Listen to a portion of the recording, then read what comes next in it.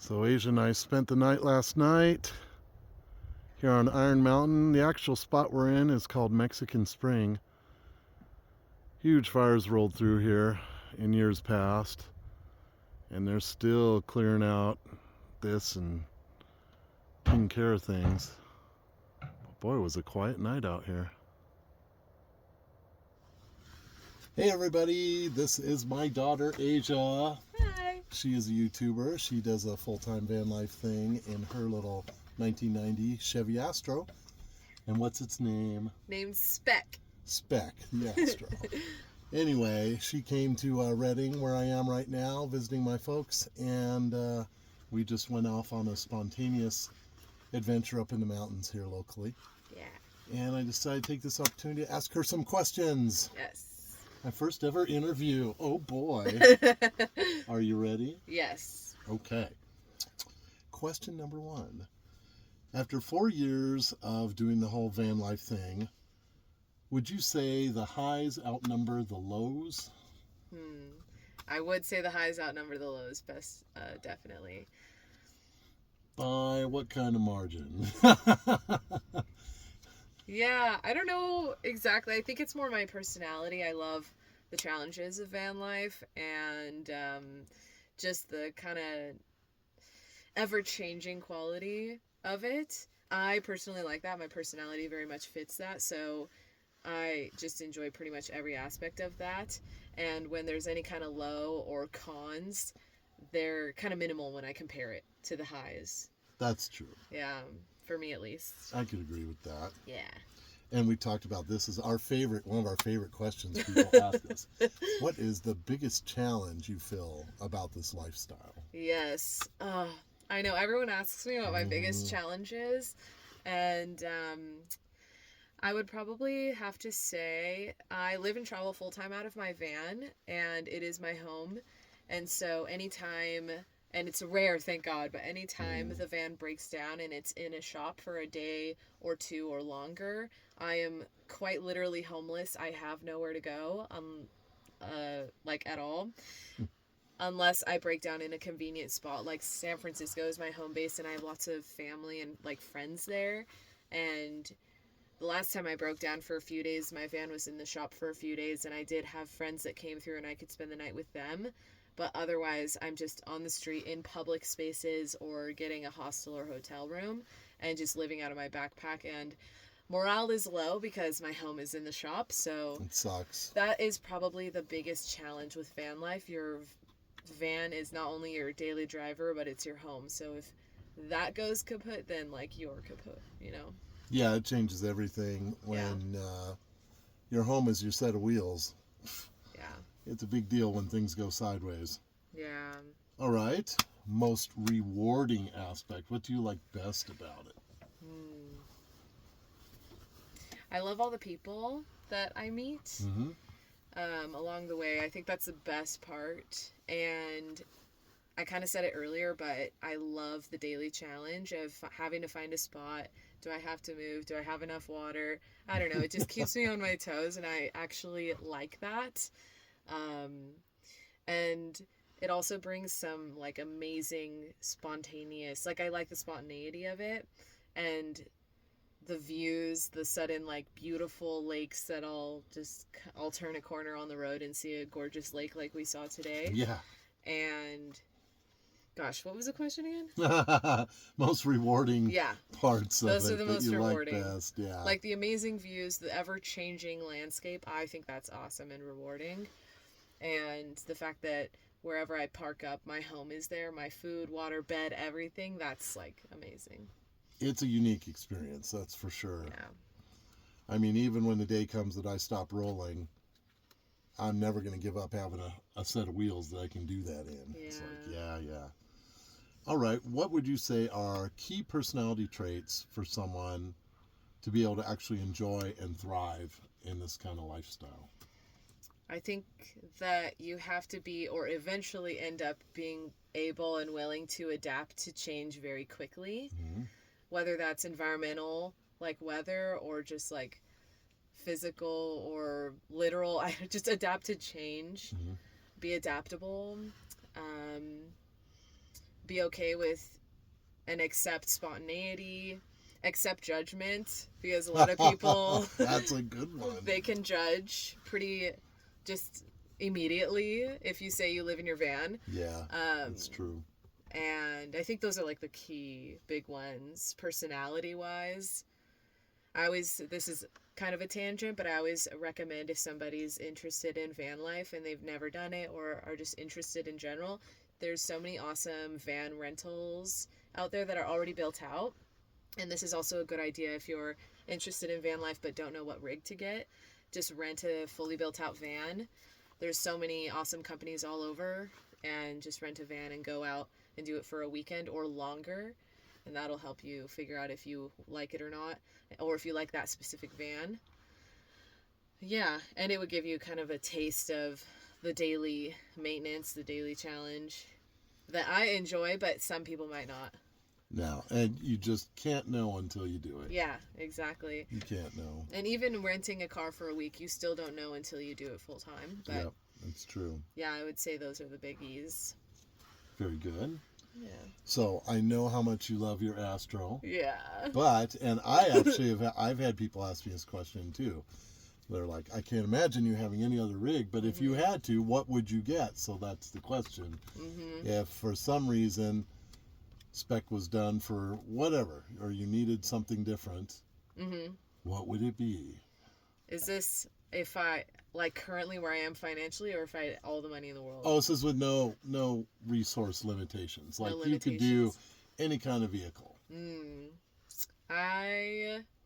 I love the Astro, and I found online the Astro Tiger.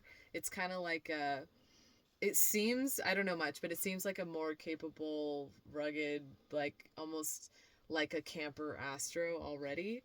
Those are super cool. Or They are, yeah. I would literally take my Astro already and just beef it up. Like, I want to lift it, put better tires, maybe even install some kind of a pop top on it. Or I really like the first generation Sprinter, shockingly. Yeah. I just think they're really, really cool. I like the short wheelbase first gen Sprinter. They look very, very cool. And those older Mercedes big high cube vans. Yes, like that orange one I like online. Yeah, those one are of really those. rad. That would be really cool. Yeah. Something like that. But I'd probably, if money wasn't an issue, just beef up what I have already because I like it so much. Got it. Yeah. Got it. I believe it. Yeah. Okay. What would you say are some of the biggest lessons that this particular lifestyle has taught you? I feel like you've hit a lot of it just in your other answers, yeah. Yeah, I definitely have said a few.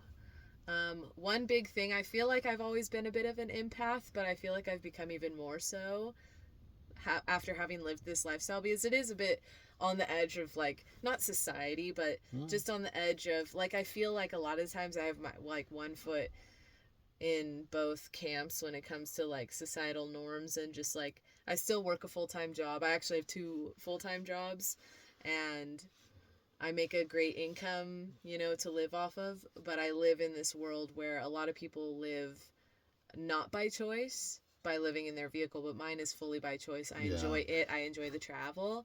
So I don't know. Because of that, and because I'm in this world, I've met and seen a lot of people who it's not by choice, and they live in their vehicle and face similar and worse, in some cases, challenges than me.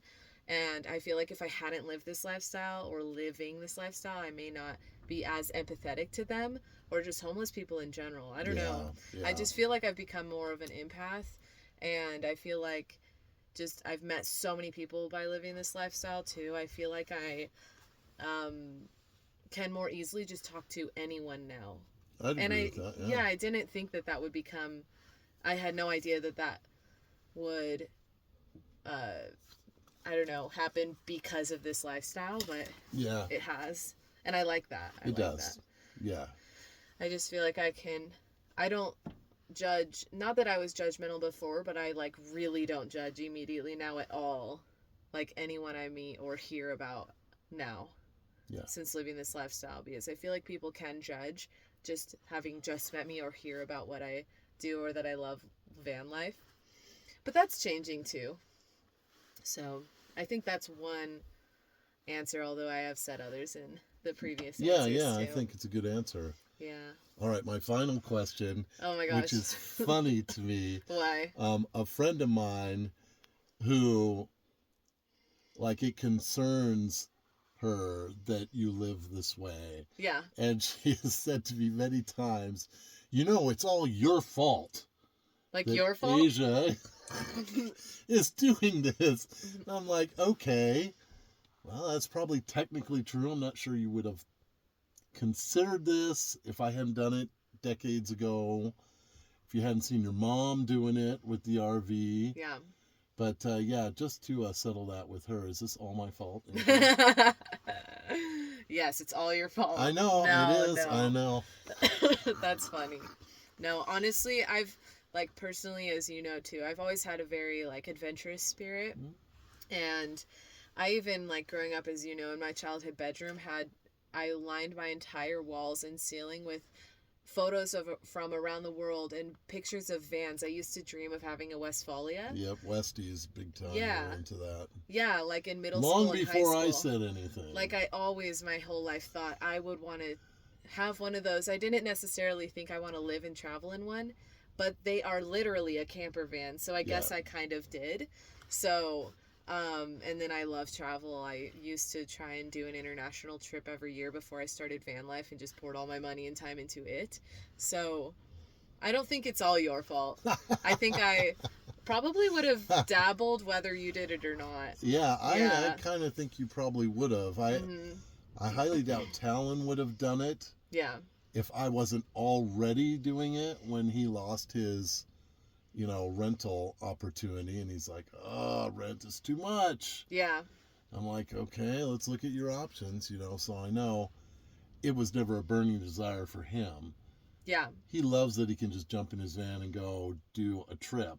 Mm-hmm. But now that he's in the Army, I don't think he'll ever return to, like, living in a vehicle. I think that was just a phase for him.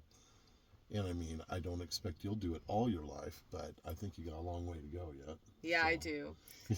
I do. And I chose it. Like, I was renting for years in San Francisco, and there were many reasons why I chose van life, but one of the big ones was I would love to just travel full time.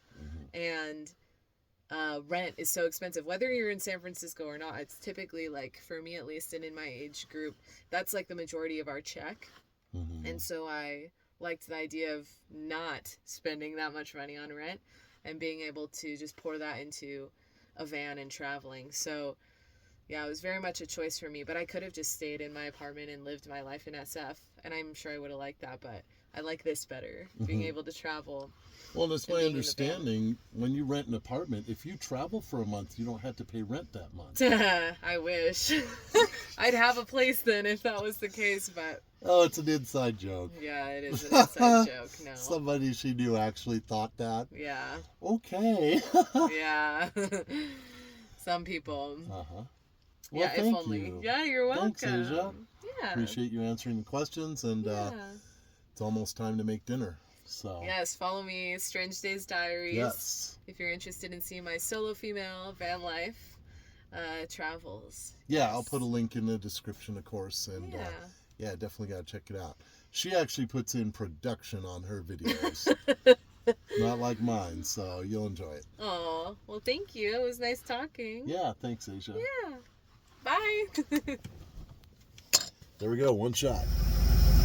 There goes Asia and Spec.